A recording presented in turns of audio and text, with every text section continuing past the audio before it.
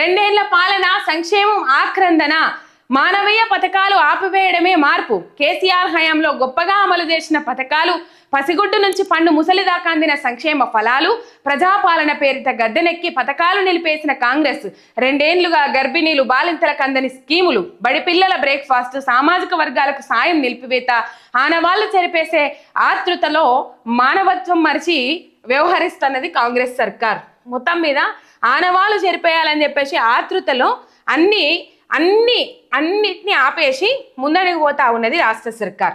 ఇగో ఉన్న పథకాలు ఆపి ఉత్తముచ్చట్లు చెప్తున్న కాంగ్రెస్ నేతలు పాలనలో రాజనీతిజ్ఞత కాదు, కనీస విజ్ఞత కూడా కరువు, కాంగ్రెస్ నమ్మితే నట్టేట ముంచిందని ప్రజల ఆవేదన అని చెప్పేసి ఇక్కడ వార్త చూస్తున్నాం. వల్ల ఏ పథకాలు అమలైన వల్ల ఈ రెండేళ్ల నుంచి కేసీఆర్ హయాంలో గర్భిణీ స్త్రీకి న్యూట్రిషన్ కిట్ కాడికెళ్ళి కేసీఆర్ కిట్ దాకా అన్నీ అందినాయి.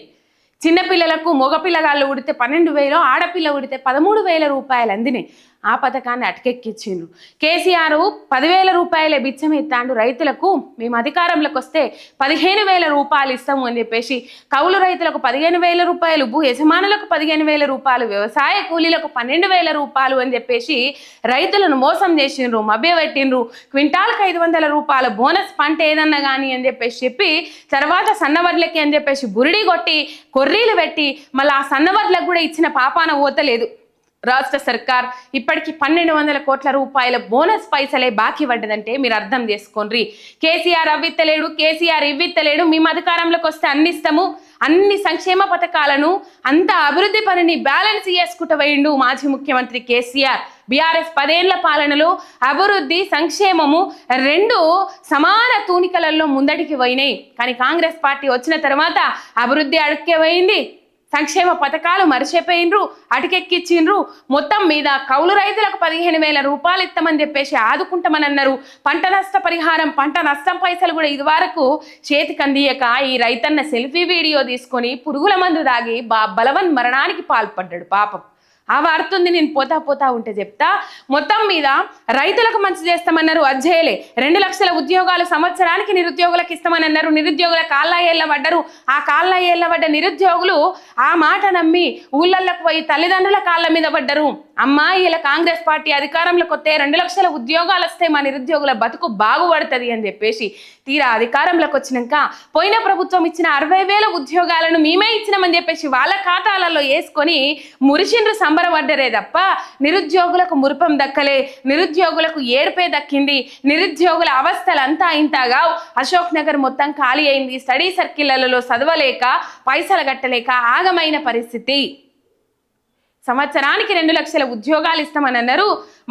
మందికి పుట్టిన పిల్లలను మా పిల్లలని ముద్దాడతారండి అని చెప్పేసి బీఆర్ఎస్ నాయకులు మోటు సామెత చెప్పినట్టే కాంగ్రెస్ పార్టీ చేసి చూపెట్టింది.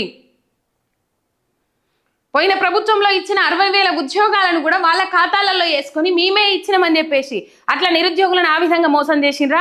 అంగన్వాడీ టీచర్లను మోసం చేసిండ్రు, ఆశా వర్కర్లను మోసం చేసిండ్రు, ప్రభుత్వ ఉద్యోగులను మోసం చేసిండ్రు.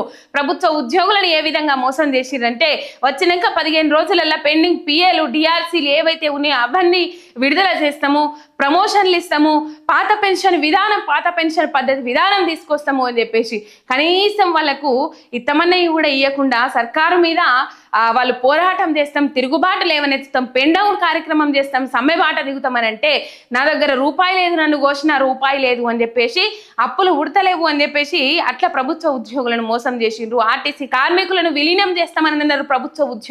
ప్రభుత్వంలో ఇంతవరకు ఆ అంశం లేదు. ఎస్మా చట్టం తీసుకొచ్చి మీరు సమ్మెకు దిగితే కనుక మీ ఉద్యోగాలు తీసేస్తామని చెప్పేసి అట్లా భయపెట్టి ఇచ్చిండ్రు. ఇట్లా ఎన్నో విధాలుగా అన్ని సబ్బండ వర్గాల ప్రజలను మోసం చేసిండ్రు. ఇచ్చిన 6 గ్యారంటీలలో ఏమన్నా అమలు చేస్తారేమో అని అంటే ఒక్క మహిళలకు ఫ్రీ బస్సు తప్ప మిగతా ఏవి సంపూర్ణంగా అమలు చేసిన పాపాన పోలేదు. ఒక సన్నబియ్యం ఇచ్చి ఆ సన్నబియ్యం ఇచ్చినామని డబ్బా కొట్టుకుంటా ఉన్నారు. రేషన్ కార్డుల పంపిణీ చేస్తామని అంటే 25,000 రేషన్ కార్డులు మాత్రమే ఇచ్చిందట ఇంతవరకు. ఇంకా ఎక్కువ రేషన్ కార్డులు ఇవ్వలేదట. 4 లక్షల రేషన్ కార్డులు ఇస్తామని చెప్పేసి డబ్బాలు కొట్టిండ్రు. పోయిన ప్రభుత్వంలో 6,46,000 రేషన్ కార్డులు ఇస్తే ఒక్క రేషన్ కార్డు ఇవ్వలేదని చెప్పేసి చెప్పిండ్రు. అప్పుడు అసెంబ్లీ సాక్షిగా ఉత్తమ్ కుమార్ రెడ్డి ఒప్పుకున్న ముచ్చట సోషల్ మీడియాలో వైరల్ అయింది. వాళ్ళకే బూమరంగ్ అయింది. ఏం చెప్పిండ్రు? అక్షరాల 6,46,000 రేషన్ కార్డులు, కొత్త రేషన్ కార్డులు బీఆర్ఎస్ ప్రభుత్వం హయాంలో ఇచ్చిందని చెప్పేసి ఉత్తమ్ కుమార్ రెడ్డి చెప్పలే ఆనాడు? ఆ వీడియో సోషల్ మీడియాలో వైరల్ కాలే? అయింది. ఇప్పుడు ఏం చేస్తారు? ఊళ్ళ పొంటి తిరుగుతారు. మీరు సర్పంచ్ ఎన్నికలల్లా మాకు ఎక్కువ మెజారిటీ స్థానాలు ఇచ్చినట్లయితేనే అన్ని అమలు చేస్తాం. మరి ఇవాళ దాకా ఏం చేసిండ్రు? ఈ 2 ఏళ్ల పొద్దు ఏం చేసిండ్రు? అసలు ఈ 2 ఏళ్ల పొద్దు సర్పంచ్ ఎన్నికలు జరపడానికి గల కారణం ఏంది? వీళ్ళ మీద ఉన్న వ్యతిరేకతతోని ఎక్కడ ఓడిపోతామని చెప్పేసి భయపడి భయభ్రాంతులకు గురై పాపం సర్పంచ్ ఎన్నికలు ఇంతవరకు నిర్వహించిన పాపాన ఓలేరు. ఇగో సమైక్య రాష్ట్రంలో 60 ఏళ్ల పాటు ఉనికి కోల్పోయిన తెలంగాణకు ప్రత్యేక రాష్ట్రంలో ఊపిరిలూదిన ఘనత కేసీఆర్ది.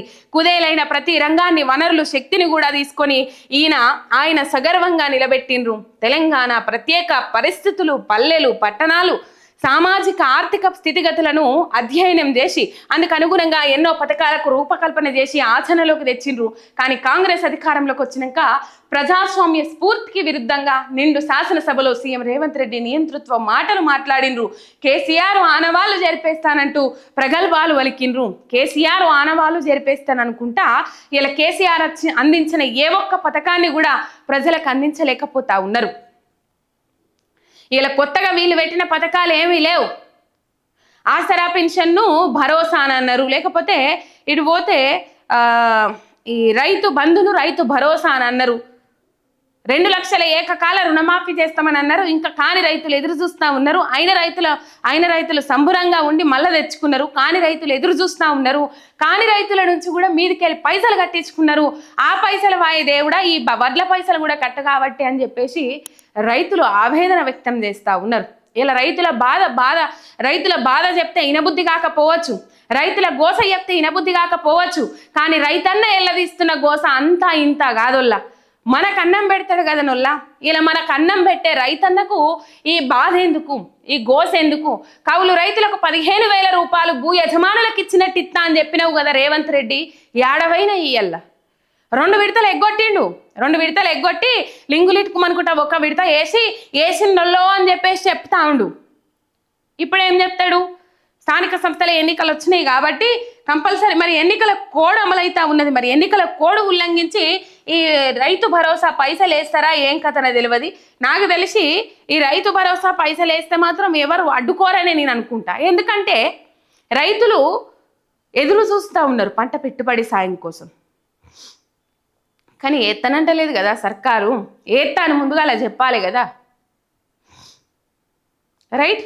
అన్ని విధాల బీసీ బంధు కానీ, గొర్రెల పంపిణీ పథకం కానీ, మత్స్యకారులకు చేపల పంపిణీ కానీ, దళిత బంధు కానీ, కళ్యాణ లక్ష్మి కింద 1,16,000 రూపాయలు కానీ, వీళ్ళు 1,16,000 రూపాయలు ఇస్తాను. మేము అధికారంలోకి వస్తే 1,16,000 రూపాయలతో పాటు తులం బంగారం కూడా పెడతామని అన్నారు.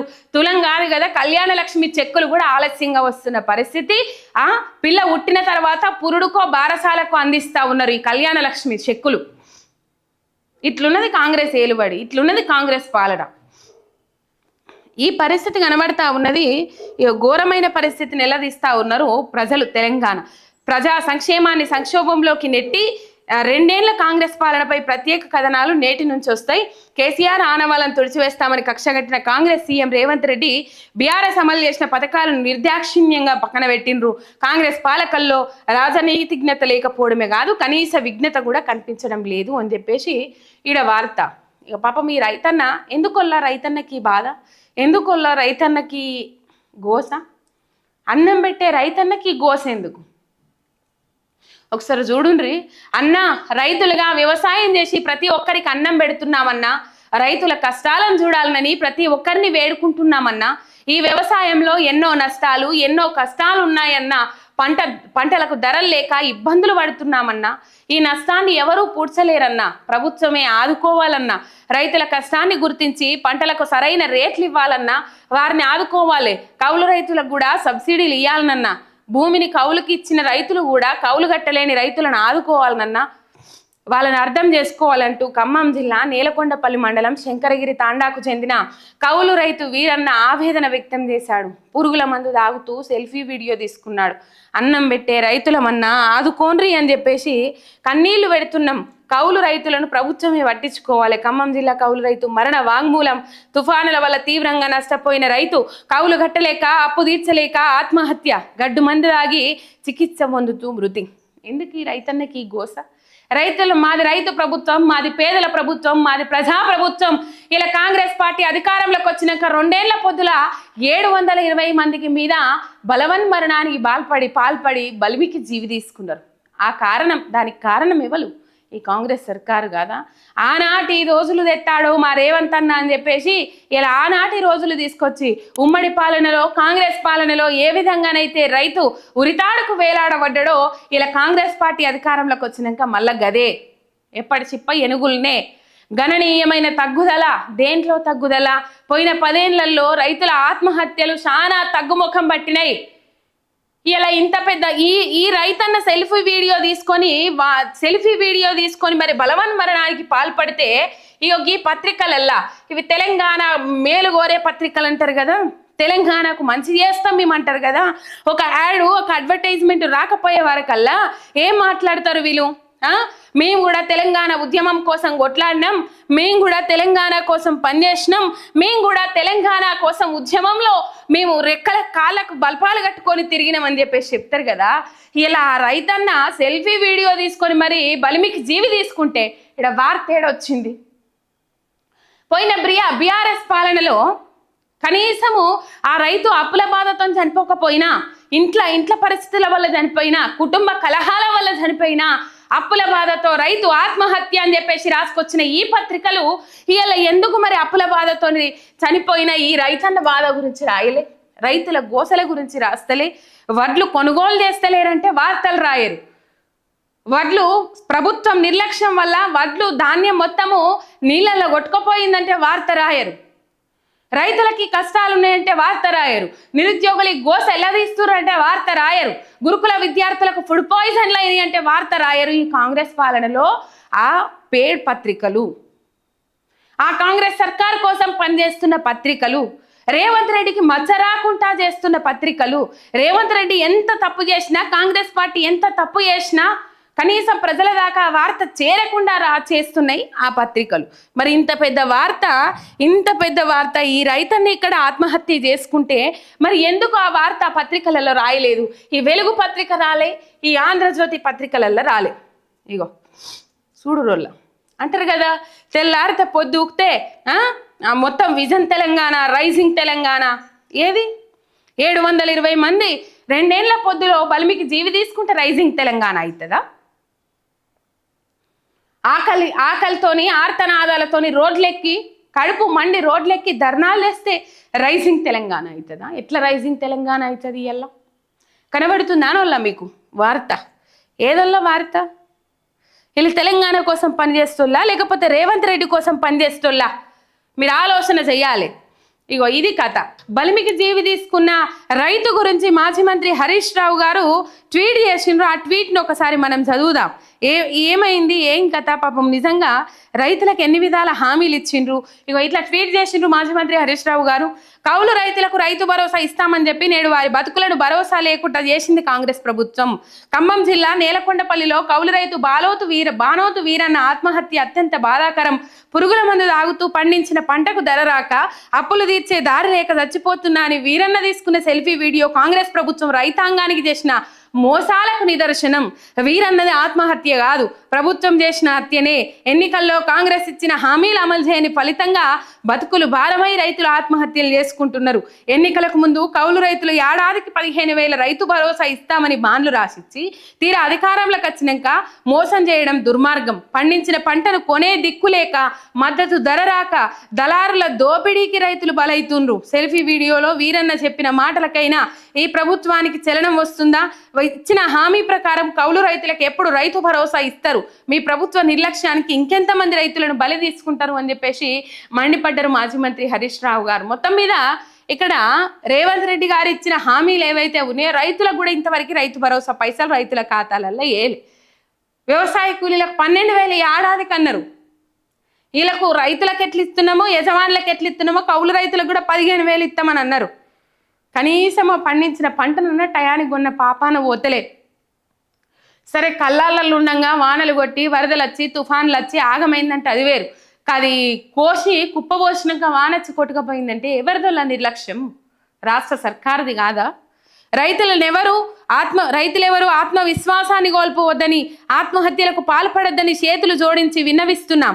కాంగ్రెస్ మేనిఫెస్టోలో రైతులకు ఇచ్చిన హామీలను అమలు చేసేదాకా పోరాటం చేద్దాం.